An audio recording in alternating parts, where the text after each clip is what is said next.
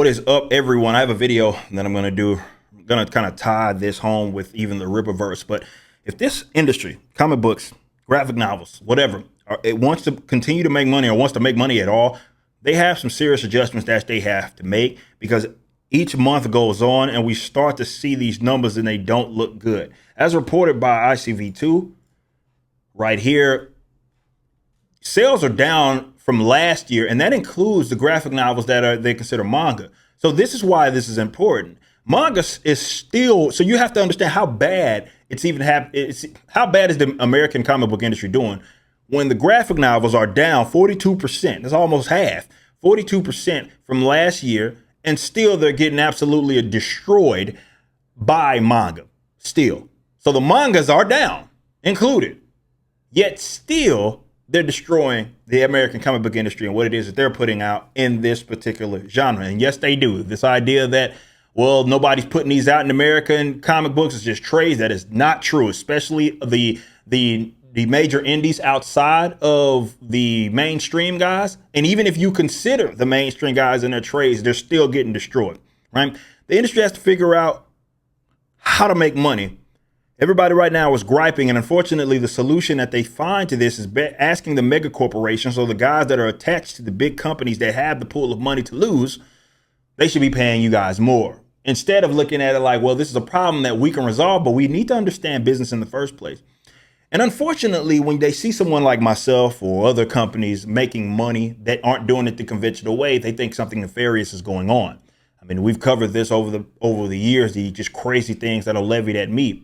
And it really shows how economically illiterate these guys are. For example, there's a rabbit-faced retard who's going around that insists that because I spent and the company spent during our transparency update, which was not deleted, by the way, it's live. You can go see that. $350,000 on payroll expenses. And they looked at that and said, oh, he's spending too much. He has a warehouse, yada, yada, yada. And the economic illiteracy is obviously present. But even if I can't help you understand seasons, I can't help you understand anything, because all quarters aren't equal. Okay. There's a quarter where you might be really heavy on the production side, like we were, because we understood our demand. So we started working on ISOM 2. We started working on Yaira. We started working on Chuck Dixon's Alpha Core. And those quarters are going to be heavy in terms of its payroll. But even if we consider that it was 350 million, over the past year, we made over 6 million, or roughly. And that would only be 20%. So that's what, 1.2 million throughout the year. That's only 20% of the revenue. And go ask anybody that owns a business. They'll tell you 20%, they would kill for that. They would absolutely kill for that. I somehow managed to get it lower because, again, all payroll quarters aren't equal, right? This past, let's say 6 months even, has not been the equal to that last quarter, that last fiscal quarter that we were talking about, or give or take some months. So also, for example, you have some people talking about this issue right here. They say it's an issue, us buying more cover Cs, the additional cover Cs to cover not only ISOM 1's campaign, but post-campaign stuff, which was 10 months of sales, right? We sold 18,000 during the campaign alone. Some of that went to the 50,000. In order to get your page rate low or unit rate lower, you print them in bulk anyway. So we don't have, someone said something like we have on hand more than what we've sold of ISOM 2. That is verifiably false. We have far less than that because we had 10 months of sales post-campaign that we had to account for, as well as the ones during the campaign. So this is why I always say, shut the fuck up when grown folks are talking. These people can't possibly conceptualize dealing with the amount of money it is that we're dealing with and running a business and its operations that's well beyond their expertise. And they're too egotistical, or rather narcissistic, to be more accurate, to actually admit that. And that's really, that's representative of this entire industry. It's a bunch of know-it-alls that think they got the world figured out. And on the other side of their mouth, they bitching about something as far as the economics, because they don't listen. See, this is what I do. I encourage you, no matter who it is that you are, if you're creative and you want to make money in this industry, and you truly want to be independent. I'm not talking about the guys begging Marvel and DC. You can't compete with them, Marvel or DC, and the mega corporations that they're connected to in some avenues. You can't get the page rates that they get for, the unit rates that they get for, like per book. You simply can't. They have deals upon deals. They're printing hundreds of thousands of pages during that the month. during the month. You can't possibly compete with that. But there's other aspects that you can win, like having a direct line of sight and transparency. This is stuff that customers are going to value.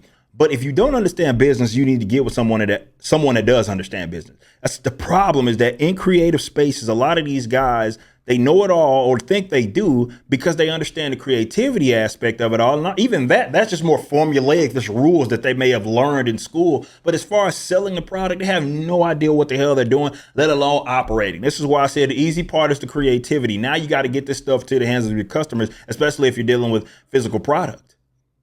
You know what I mean? It doesn't matter who you're dealing with. These people that think, well, you should use a 3PL, like that's just the end all, don't understand that side of the business as well. Because there's a lot of issues that can come with this, and you're going to get charged more.